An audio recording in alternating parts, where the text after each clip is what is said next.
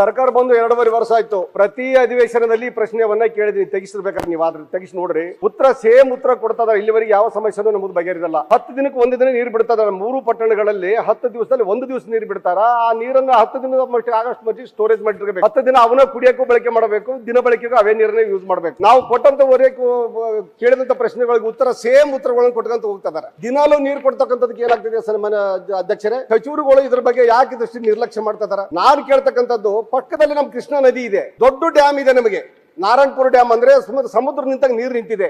ಪಕ್ಕದ ನಮ್ಮ ಪಟ್ಟಣದಲ್ಲೇ ಕುಡಿಯಕ್ಕೆ ನೀರಿಲ್ರಿ. ನಮ್ಮ ಪಟ್ಟಣದಲ್ಲೇ ಡ್ಯಾಮು, ನಮ್ಮ ಪಟ್ಟಣದಲ್ಲಿ ಕೃಷ್ಣಾ ನದಿ. ನಮ್ಗೆ 10 ದಿನಕ್ಕೆ 1 ದಿನ ನೀರು ಬಿಡ್ತಾರೆ 3 ಪಟ್ಟಣಗಳಿಗೆ. ಅಂದ್ರೆ ಯಾಕೆ ಸರ್ಕಾರ ನಿರ್ಲಕ್ಷ್ಯ ವಹಿಸ್ತದೆ ಹೇಳಿ?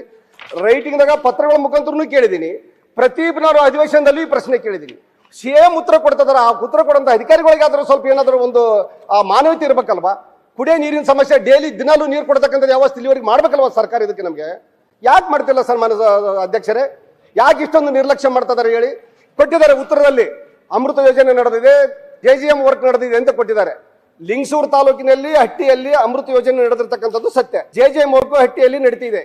ಮುದಗಲಲ್ಲಿ JGM ವರ್ಕು ಇಲ್ಲ, ಅಮೃತ ಯೋಜನೆ ಇಲ್ಲ, ಜಲ್ದಾರಿ ವರ್ಕು ಇಲ್ಲ. ಈ ಪರಿಸ್ಥಿತಿ ಹೆಂಗಾಗಿದೆ ಅಂದ್ರೆ, ಅಮೃತ ಯೋಜನೆ ಇವತ್ತು JGM ವರ್ಕ್ ಮುಗಿಬೇಕಂದ್ರೆ ಸುಮಾರು 2 ವರ್ಷ ಬೇಕಿನ್ನು. ಹಟ್ಟಿಯಲ್ಲಿ ಮತ್ತು ಲಿಂಗಸೂರಲ್ಲಿ 2 ವರ್ಷ ಬೇಕು ಈ ಕಾಮಗಾರಿ ಮುಗಿಬೇಕಂದ್ರೆ. ಅಲ್ಲಿವರೆಗೆ ಏನ್ ಮಾಡ್ಬೇಕು ಇಲ್ಲಿ ಕುಡಿಯೋ ನೀರಿನ ಯೋಜನೆ? ಇವರು ಪರಿಸ್ಥಿತಿ, ಜನರ ಸಮಸ್ಯೆ ಏನಾಗ್ತಿದೆ? 10 ದಿನಕ್ಕೆ 1 ದಿನ ನೀರು ಬಿಟ್ರೆ ಹೆಂಗ್ ಅದನ್ನ ಮಾಡ್ಬೇಕು ಸಾಧ್ಯ ಹೇಳಿ?